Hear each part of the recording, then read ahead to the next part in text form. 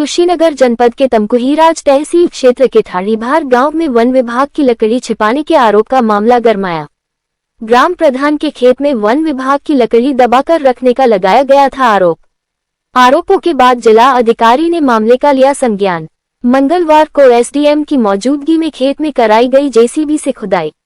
चिन्हित स्थानों पर खुदाई के बावजूद मौके से नहीं मिली वन विभाग की लकड़ी। इससे ग्राम प्रधान पर लगाए गए आरोपों को लेकर खड़े हुए सवाल। इससे पहले वन विभाग की टीम भी जेसीबी लेकर मौके पर पहुंची थी। ग्राम प्रधान और आरोप लगाने वाले ब्यास गोंड के बीच हुआ था विवाद के बाद वन विभाग की टीम मौके से लौट गई थी। खुदाई के बाद ग्राम प्रधान ने सभी आरोपों को बताया निराधार। ग्राम प्रधान ने आरोप लगाने वालों पर कार्रवाई की प्रशासन से की मांग। अब मामले में प्रशासन की अगली कार्रवाई पर टिकी सभी की नजर। आपके मांग पे यहाँ बुलडोजर से वो खुदाई हुई है, क्या आप संतुष्ट हैं? जी संतुष्ट हैं। क्या मिला है? कुछ मिला है? खुदाई पर जहाँ पर बताया गया था वहाँ तो कुछ नहीं मिला है। हाँ जी। आपने आरोप लगाया था कि नीचे लकड़ी। हाँ, जैसे यहाँ के लोगों ने हमको बताया था, उसी के क्रम में 13 तारीख को आए थे हम लोग। हाँ। वन विभाग के लोगों ने हमको बुलाया था। 13 तारीख को मैं मौके पर आया था और जेसीबी अभी आने ही को था, तब तक प्रधान जी पेट्रोल अपने ऊपर गिरा के और हम लोगों को बंदी बना दिए। कुछ मिला है? हाँ, यहाँ मौके पर हम लोगों ने खुदाई करवाया, वो कुछ मिला। कार्रवाई से आप संतुष्ट हैं? जी जी बिल्कुल। कौन सा ऐसा सूत्र था जिसपे इतने बड़े ग्राम प्रधान पे आपने आरोप लगाया था? कौन सा सूत्र? यही गांव के ही निवासी थे, ये लोग जाके बताए थे। कौन कौन थे? उनका नाम उजागर कीजिए। अब नाम कागज में उपलब्ध है, आप बताइए, आपको किसी ने बताया? पेपर में है, नाम देख लेंगे आप, ठीक ना? तो नाम बता दीजिए। ठीक है। एक इम्तियाज जी हैं और एक अशफाक जी थे। अशफाक के पिताजी का नाम बताइए और इम्तियाज के पिताजी। सिराजुद्दीन नाम है उनके पिताजी का। नहीं, कहाँ के रहने वाले हैं? यही निवासी, यहीं के लोकल के। ठीक है। अवैध रूप से आपने हटाया था, इसका आरोप आपके ऊपर था। आज खुदाई हुआ है जी। इस पे क्या कहेंगे आप? पिछले 1 महीने से मेरी इज्जत को ब्यास गोड़ और उसके चंद चाटुकार और उसका बहुत बड़ा रहनुमा मेरी इज्जत की धज्जी उड़ा दिया है सोशल मीडिया के माध्यम से।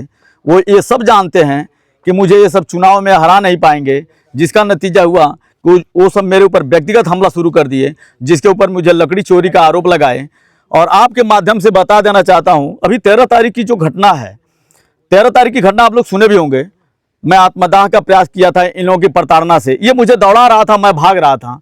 सभी सक्षम अधिकारी, वन विभाग के अधिकारी जो आए थे, रेंजर साहब, वन दरोगा जी, इन अधिकारियों के द्वारा जांच करके जब ये लोग मौके से चले गए, उसके बाद ये इसने फ़ोन करके नगर पालिका की जेसीबी मंगा लिया।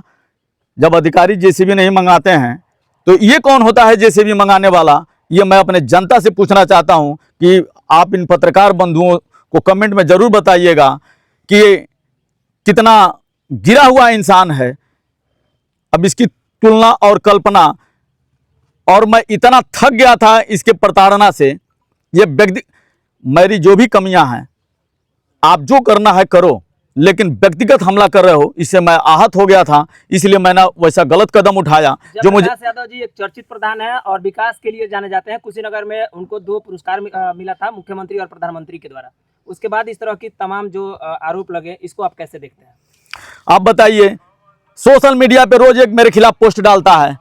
आप लोगों के माध्यम से बता दूं, शुरू की कहानी जान लीजिए। 1 महीने से मैं बर्दाश्त करते करते मैं थक गया, तब वो इतना बड़ा गलत कदम उठाया था। आप मीडिया बंधुओं को बता देना चाहता हूं, 1 जुलाई से लेकर मेरे ऊपर इसने प्रताड़ना चालू किया। लाइब्रेरी के बगल में शराब भट्टी है, तो मैं बार बार कहता रहा आप लोगों के माध्यम से कि इसकी जवाबदेही प्रशासन की है, मेरी कोई जवाबदेही नहीं है। कौन जमीन दिया है, किसकी भट्टी है, मुझे नहीं पता है। लेकिन इसने व्यक्तिगत हमला वहां भी जारी रखा। मैंने जवाब भी दिया कि मुझे अपने कार्यों के अलावा किसी काम से मतलब नहीं है। उसके बाद इसने एक नौशाद नाम के लड़के को मोहरा बनाकर इसने मेरे खिलाफ गाली सुनवाया। एक फर्जी चैट, आप लोगों को बता दूं, बहुत गूढ़ बात बता रहा हूं। एक फर्जी चैट इसने नौशाद को भेजा जो मेरे मोबाइल में नहीं है, उसको इसने मोहरा बनाया नौशाद को, जिसके बाबत मैंने थानाध्यक्ष बिशनपुरा को 8 तारीख को, अब जैसे ही मैं देखा उस पोस्ट को, माननीय थानाध्यक्ष बिशनपुरा को एप्लीकेशन दिया। अगले दिन उस चैट के बाबत मैंने माननीय कप्तान साहब का एप्लीकेशन दिया। उस एप्लीकेशन में मैंने लिखा, सर ये मोबाइल मेरी जमा कर ली जाए, ये चैट मैंने नहीं किया है। तो कप्तान साहब ने मेरी मोबाइल भी देखा, उस चैट को भी देखा, तो उन्होंने उसके बाबत माननीय सीओ साहब को जांच के लिए भेजा। मैं 13 तारीख को सीओ साहब के बुलाव के पास जब आया, लगभग 1:30 बजे बयान देकर मैं आया, तो मैंने सीओ साहब से कहा था कि साहब उनके जो पेशकार हैं कि मेरा मोबाइल जब्त कर लिया जाए, नहीं तो साक्ष्य हो सकता है कि मैं मिटा दूं। तो उन्होंने कहा नहीं, जब मुकदमा लिखा जाएगा तब आपका मोबाइल जब्त होगा। तो जैसे आया ये जेसीबी लेके तमाम अधिकारियों को लेके मेरे घर पहुंच गया कि लकड़ी की चोरी रखे अपने बरामदे के अंदर, अपने घर के अंदर, अपने खेत के अंदर।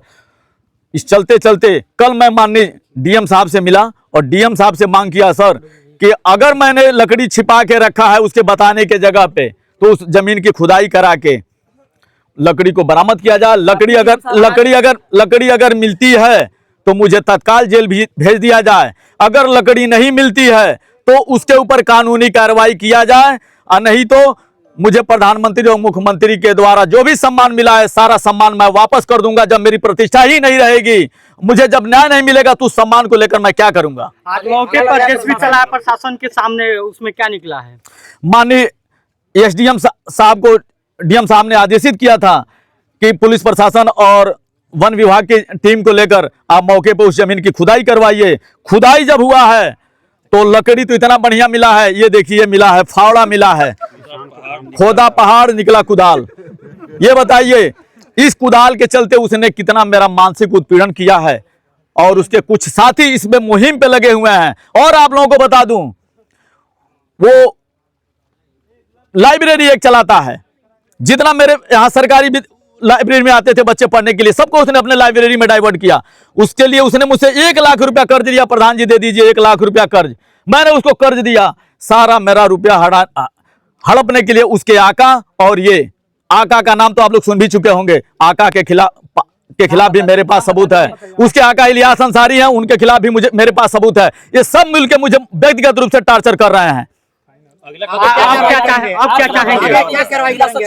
सर आप समाजवादी पार्टी के जिला सचिव रहे हैं। मैं किसी भी समाजवादी पार्टी में नहीं हूं, मैं 10 साल से सारी पार्टियों को छोड़ चुका हूं। मैं एक प्रधान हूं और पेशे से अधिवक्ता हूं। अभी आपने कहा एक लड़के के बारे में जिक्र किया, वो लड़का आपको बता रहा था कि जो हमारे वहाँ के ठाणे बार के प्रधान हैं वो हौसी हैं और महिलाओं का काम करते हैं, पुरुषों का काम नहीं करते हैं। इस आरोप को आप किस नजर से देखते हैं? ये सारा काम व्यासगोड़ का है। मीडिया कर्मी के बंधुओं से मैं निवेदन करना चाहता हूं, आप लोग 5/8/2026 को मैं स्थानीय थाने पे एक प्रार्थना पत्र दिया था। हमारे यहाँ छठ घाट के पास हमारे यहाँ के बच्चे आई लव ठाड़ी भार लिखा है। बच्चे और बच्चियाँ रील बनाते हैं, पता नहीं कहाँ से आते हैं, मुझे जानकारी नहीं है। रील बनाते हैं, वो सब 2 पैसा चंद पैसा कमाते होंगे उस रील के माध्यम से। और उस पर उसने लिखा, जो बच्चे डांस करते हैं, तो व्यासगोड़ अपने आईडी से एक खबर वो चलाता है, खबर अपना गांव के। जब वो मैं देखा तो उस पर लिखा था कि मुजरा न्यूज़ देखना हो तो ठाड़ी भार में आ जाइए, मुजरा न्यूज़ करना हो तो। ये बताइए, आप सभी के पास बहन और बेटियां हैं, वो सबकी बहन बेटियों को तो मुजरा करने के लिए आमंत्रित कर रहा है, और उसमें उसने निवेदक ग्राम प्रधान लिखा है। ये ग्राम प्रधान की भाषा होती है। जब वो चैनल वो चला रहा है तो उसको अपना निवेदक बनना चाहिए कि न कि जयप्रकाश यादव ग्राम प्रधान को बनाना चाहिए। कार्रवाई की मांग करते हैं, क्या कार्रवाई? मैं उस पे भी 5/8 के एप्लीकेशन पे भी उसके खिलाफ कार्रवाई की मांग, FIR की मांग किया हूं स्थानीय थानाध्यक्ष बिशनपुरा से। उसके बाद जो फर्जी चैट जो बता रहा था मैं, 8 तारीख को जो वायरल हुआ था, जिसपे लिखा गया था कि नौसाद की लाइब्रेरी का धरना कब खत्म कराओगे, व्यास को कब मारोगे, ये जो फर्जी चैट वायरल हुआ था। आपको बता दूं, नौसाद एक किसी माध्यम से चैट किया था, वो चैट हमारे पास भी उपलब्ध है। उसमें उसने कहा था कि धरना 13 तारीख से चालू हुआ था। तो पत्रकार बंधुओं, ये मैं आपको बता देना चाहता हूँ, वो धरना 11 को भी ख़त्म हो गया था।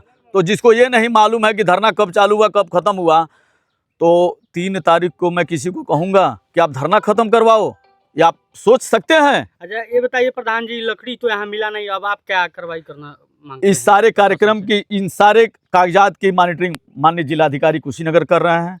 मैं कल जिलाधिकारी से मिलूंगा और व्यासगोड़ के खिलाफ मेरे चरित्र हनन, मेरे सोशल मीडिया का फर्जी अकाउंट वायरल करने का अगर आरोपी आया है तो आरोपी को पकड़कर इसे कबुलवाया जाए कि किसकी हैंडराइटिंग में वायरल कराया जा रहा है, क्योंकि उसकी सत्यता जो सोशल मीडिया पे वायरल है उसकी सत्यता के लिए माननीय कप्तान साहब उसकी जांच करवा रहे हैं। तब तक 13 तारीख को व्यासगोड़ उसी चैट को लेकर मेरे खिलाफ स्थानीय थाना बिशनपुरा में एप्लीकेशन भी दिया है। ये तो मैं तो कह रहा हूं आपके माध्यम से, हो सकता है कि वो व्यास ही कराया हो, क्योंकि उसने तुरंत ही दिया है एप्लीकेशन। तो मैं उस प्रकरण की जांच कराकर उस पर भी अगर मैं दोषी हूं तो मेरे पर मुकदमा लिखा जाए, नहीं तो व्यास कोण पे झूठी सूचना देने के लिए मुकदमा लिखा जाए। इस वीडियो को लाइक करें, हमारे चैनल को